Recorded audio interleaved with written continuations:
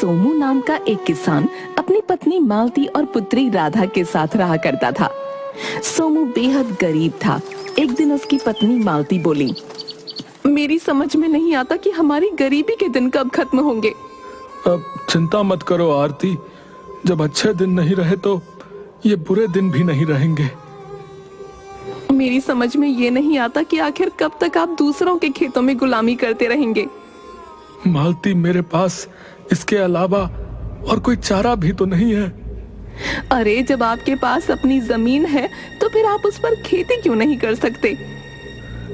तुम्हें पता है मालती कि जमींदार चौधरी ने उस जमीन पर कब्जा कर रखा है और मेरे पास इतने पैसे नहीं है कि मैं उसे छुड़ा सकूं।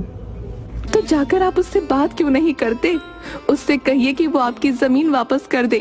आप उस जमीन पर खेती करेंगे और फसल बिकने पर आप उसके पैसे लौटा देंगे। सोमू को अपनी पत्नी की बात अच्छी लगी।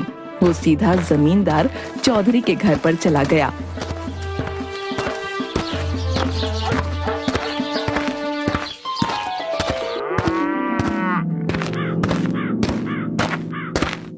क्या बात है सोमू, क्या मेरे पैसों का इंतजाम हो गया है जो तुम मेरे घर पर आ गए? चौधरी साहब, पैसों का इंतजाम तो नहीं हुआ। और होगा भी क्यों? दूसरों के खेतों में काम करके तुम आखिर कितना कमा लेते होगे? मेरा ख्याल है तुम्हारे घर का खर्चा भी बड़ी मुश्किल से चल पाता होगा। चौधरी साहब, जब आप सब कुछ जानते ही हैं तो फिर आप मेरी मदद क्यों नहीं करते? तुम्हारी ही मदद की थी ना मैंने, तुम्हें पैसे देकर, मगर तुमने ब्याज चुकाना तो बहुत दूर की बात है। तुम तो मूल तक नहीं दे पाए। अब आप मुझे मेरी जमीन वापस कर दीजिए चौधरी साहब। मैं अपनी जमीन पर खेती करूंगा और फसल बिकने पर आपकी पाई पाई चुका दूंगा। तुम्हें मैं क्या मूर्ख दिखता हूं, हैं? जब तक मुझे मेरे पैसे वापस नहीं मिल जाते तब तक मैं तुम्हें तुम्हारी जमीन वापस नहीं लौटा सकता। अब तुम जा सकते हो यहां से। सोमू उदास होकर जमींदार के घर से बाहर निकल आया और अपने घर की ओर जाने लगा कि तभी बाजार में उसे गांव का मुखिया मिल गया। अरे सोमू, तुम्हारे चेहरे पर ये उदासी कैसी भाई? और आज तुम मेरे खेत पर काम पर भी नहीं आए। सब कुछ सही तो है ना? अब आपको क्या बताऊं मुखिया जी, जमींदार चौधरी से अपनी जमीन वापस मांगने गया था, मगर उसने टका सा जवाब देकर मुझे वापस कर दिया। क्या तुमने उसके पैसे लौटा दिए? नहीं मुखिया जी, मैं उसे यही बताने के लिए गया था कि अगर वो मेरी जमीन मुझे वापस कर देता है तो मैं उस पर खेती करके फसल बिकने के बाद उसके सारे पैसे चुका दूंगा। सोमू, तुम जानते हो कि जब तक जमींदार को तुम उसके पैसे नहीं दोगे तब तक वो तुम्हारी जमीन नहीं लौटाएगा भाई। आप ठीक कहते हैं मुखिया जी। समझ में नहीं आता कि आखिर मैं पैसों का इंतजाम कहां से करूंगा। अब चिंता मत करो सोमू, ईश्वर पर भरोसा रखो, सब कुछ सही हो जाएगा। सोमू वहां से सीधा घर चला गया। घर जाकर उसकी पत्नी उससे बोली, आखिर वो अपने आप को समझता क्या है? तुम्हें अब मुखिया के खेतों में काम करने की कोई जरूरत नहीं। मेरी समझ में नहीं आता मालती, आखिर तुम चाहते क्या हो? सिर्फ मुखिया ही है जो मुझे अपने खेत पर काम करने देता है, समझी? और इसके बदले तुम्हें देता भी क्या है, सोचा तुमने? तुम आज से जंगल में लकड़ियां काटने जाओगे और वो लकड़ी बाजार में बेचोगे। इतना बोलकर मालती ने एक बड़ी कुल्हाड़ी सोमू को पकड़ा दी। दूसरों की गुलामी करने से तो यही बेहतर है। सोमू कुल्हाड़ी लेकर सीधा जंगल की ओर चला गया।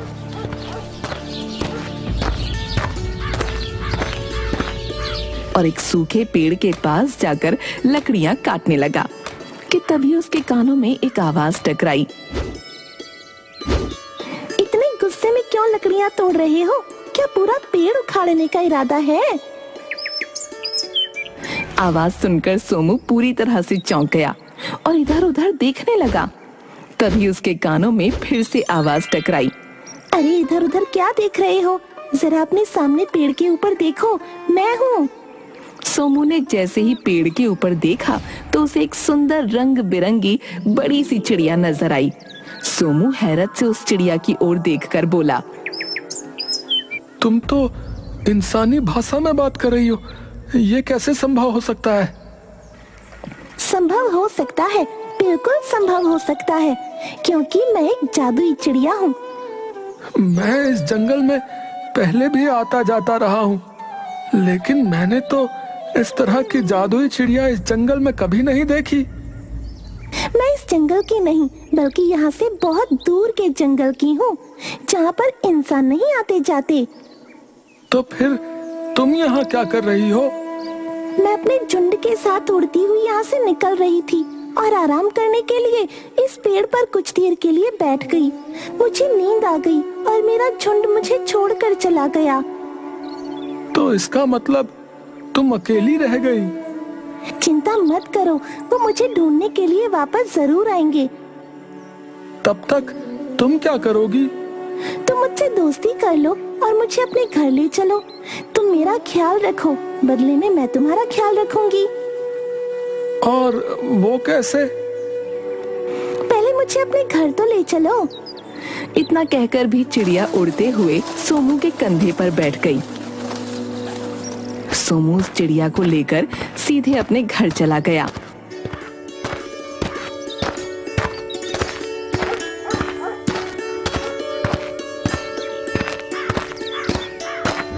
इतनी सुंदर चिड़िया को देखकर सोमू की बेटी राधा चहकते हुए बोली, अरे पिताजी, इतनी सुंदर चिड़िया।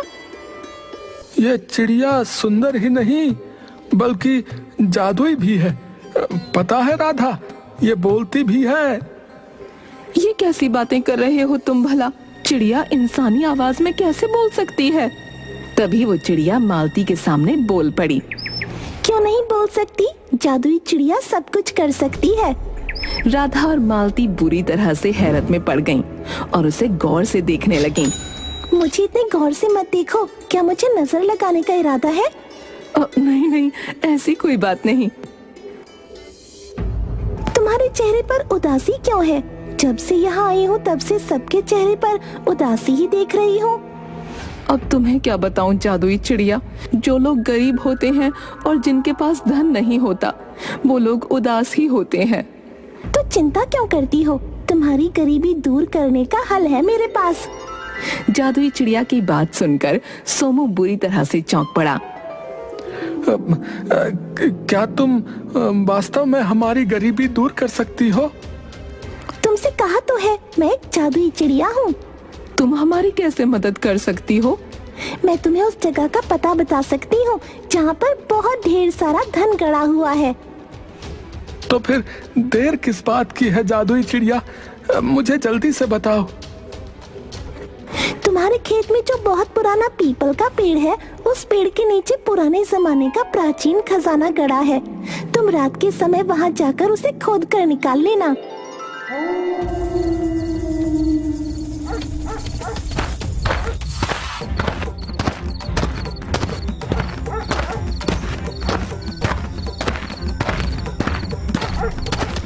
सोमू उसी रात अपने खेत की जमीन से सारा धन खोदकर निकाल लाया।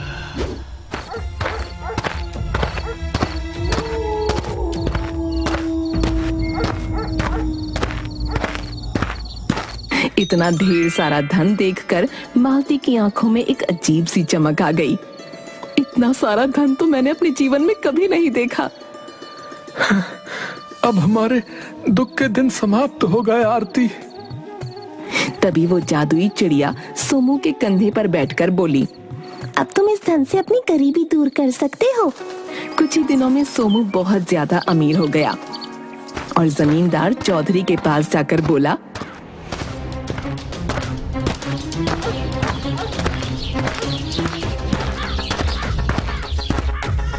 चौधरी साहब, ये लीजिए अपने पैसे और मेरी जमीन मुझे वापस कर दीजिए।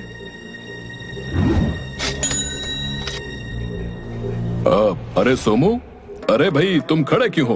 बैठो ना, मैं तुम्हारे लिए चाय बनवाता हूँ। चौधरी की बात सुनकर सोमू बुरी तरह से चौंक पड़ा। चौधरी साहब, आप मुझे अपने बराबर में बिठाएंगे? सोमू, अपनी बराबरी में बराबर वालों को ही बैठाया जाता है। अब तुम हमारी बराबरी के हो चुके हो। मैंने देखा तुम्हारा घर मुझसे भी अधिक सुंदर बन चुका है। इतना बोलकर चौधरी ने सोमू की जमीन के कागज लौटाते हुए कहा। सोमू, जब आदमी बहुत धनवान बन जाता है तब उसके अंदर शासन करने की भी इच्छा होती है। एक दिन ये इच्छा तुम्हें भी होगी, इसलिए तुम अभी से इस बारे में विचार करना शुरू कर दो। सोमू खुशी खुशी अपनी जमीन के कागज लेकर अपने घर आकर अपनी पत्नी से बोला।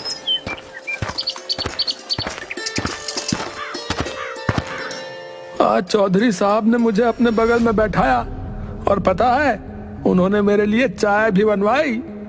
और तो और उन्होंने ये भी कहा कि जब आदमी के पास धन आ जाता है तो उसे शासन करने की इच्छा भी होती है। उनकी ये बात मेरी कुछ समझ में नहीं आई। सोमू की बात सुनकर मालती बुरी तरह से चौंक पड़ी। इसका मतलब हमारा सम्मान गांव में काफी बढ़ चुका है। उनका कहने का मतलब ये था बुद्धू कि हमें अब गांव में और भी जमीनें खरीदनी चाहिए। लेकिन उसके लिए धन कहाँ से आएगा? हमारी ये जादुई चिड़िया किस काम आएगी? इतना बोलकर मालती जादुई चिड़िया की ओर देखकर बोली, क्या तुम हमें और धन नहीं दे सकती? मालती की बात सुनकर मालती की बेटी राधा बोली, ये कैसी बातें कर रही है माँ? याद कीजिए, कुछ समय पहले हमारे पास पेट भर के खाने के लिए भी भोजन नहीं था। अरे हाँ, हमें पता है भाई।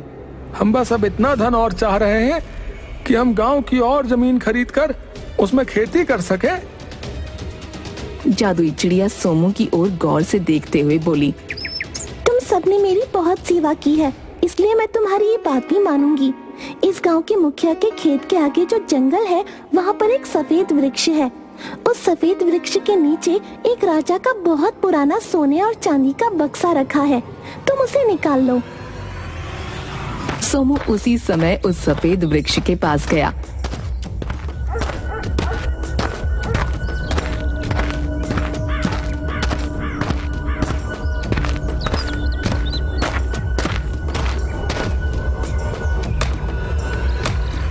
और वो बक्सा निकाल कर घर ले आया।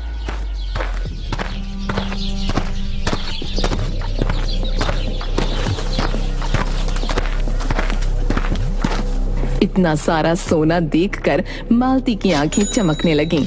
ये तो बहुत सारा सोना और चांदी है, इसे बेचकर तो हम पूरा गांव खरीद सकते हैं।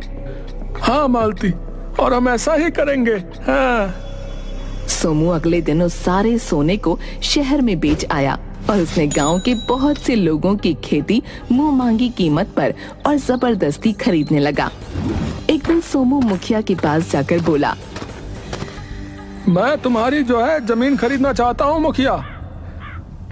अब सोमू, मैं जानता हूँ तुम बहुत धनवान हो चुके हो, लेकिन ये जमीन मेरे पुरखों की है भाई, मैं इसे नहीं बेच सकता। मैं तुम्हारी जमीन की मुंह मांगी कीमत दे सकता हूँ। अब मैं तब भी नहीं बेचूंगा भाई। मुखिया की बात सुनकर सोमू को अब क्रोध आने लगा। तभी वहाँ पर चौधरी आ गया और सोमू की ओर देखकर बोला, सोमू, जब सीधी उंगली से घी नहीं निकलता तब उंगली टेढ़ी करनी चाहिए। मैं आपकी बात का मतलब नहीं समझा। सोमू, मेरे बगल में खड़े हुए मेरे साथी भीमा को देख रहे हो? तुम्हें भी अब अपने ऐसे ही लंबे चौड़े जवानों की फौज इकट्ठी कर लेनी चाहिए, तुम्हारे काम आएगी। मैं आपकी बात का मतलब समझ गया चौधरी साहब। अरे सोमू, साहब लगाकर क्यों मुझे अपमानित कर रहे हो भाई? सिर्फ मुझे चौधरी कहो, अब हम दोनों दोस्त हैं। सोमू मुखिया की ओर देखकर बोला, मुखिया, कल अपनी जमीन के कागज तैयार रखना भाई। अगर तुमने सीधी तरह से मुझे अपनी जमीन नहीं दी तो फिर मत भूलो कि चौधरी अब मेरा दोस्त है। मैं तुम्हारी जमीन छीन भी सकता हूँ। इतना कहकर सोमू वहाँ से चला गया और मुखिया भी मुंह लटकाकर चला गया। चौधरी का साथी भीमा चौधरी की ओर देखकर बोला, मेरी कुछ समझ में नहीं आ रहा चौधरी साहब, आखिर आप सोमू की तरफ कैसे हो गए? आपको तो उससे जलन होनी चाहिए कि कल का ये भिखारी आज आपसे भी ऊंचा हो गया। तुम्हें क्या लगता है भीमा, क्या मेरे कलेजे में सांप नहीं लौटता? तो फिर इसका कोई उपाय कीजिए। उपाय कर दिया है भीमा। पहला कदम मैंने उसे अपनी बराबरी में बैठाकर उठा दिया था, दूसरा कदम मैंने अब उठा दिया है। तुमने शायद देखा नहीं, गांव वालों के दिलों में सोमू के खिलाफ नफरत बढ़ रही है और बगावत भी।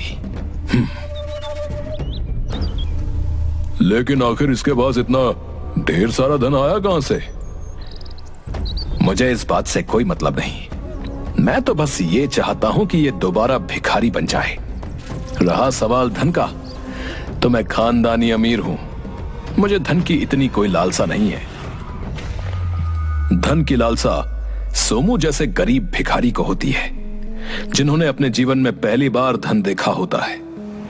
इधर सोमू क्रोधित होते हुए अपने घर चला गया और सारी घटना अपनी पत्नी को बताने लगा।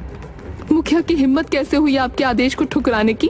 और आपको चौधरी के आदमियों की मदद लेने की भी कोई आवश्यकता नहीं, हमारे पास जादुई चिड़िया है।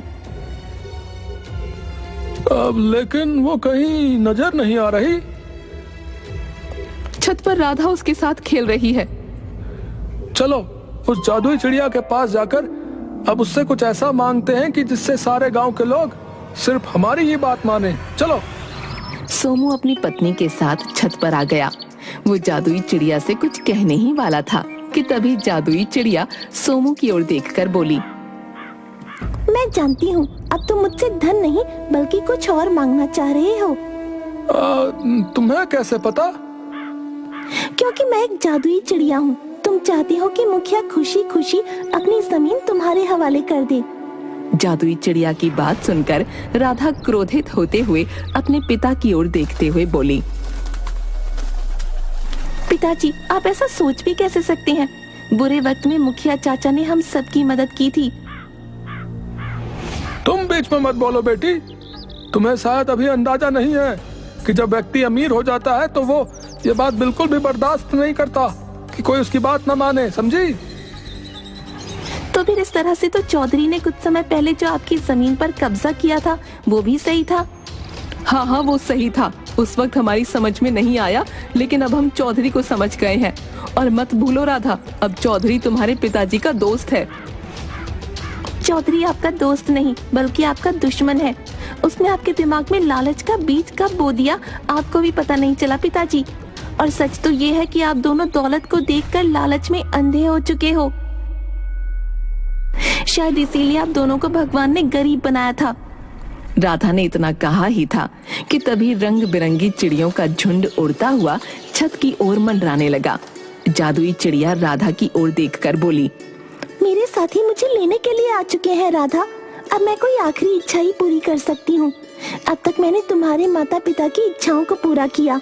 मैं चाहती हूँ कि अब तुम कोई इच्छा करो जिसे मैं पूरा करूँ। मैं चाहती हूँ कि हम सब फिर से गरीब हो जाएं। हमारे पास बस इतना धन और इतनी जमीन हो कि जिस पर मेहनत से खेती करके 2 वक्त की रोटी कमाई जा सके। और मैं ये भी चाहती हूँ कि चौधरी जैसे अत्याचारी और बहकाने वाले व्यक्ति गरीब हो जाएं, ताकि वो फिर से किसी दूसरे के दिल में लालच पैदा न कर सकें। मुझे तुम पर गर्व है राधा, ऐसा ही होगा। इतना कहकर जादुई चिड़िया अपने झुंड के साथ वहां से उड़ती हुई चली गई। सोमू फिर से गरीब हो गया और चौधरी को कारोबार में बहुत नुकसान झेलना पड़ा। वो गांव छोड़कर चला गया।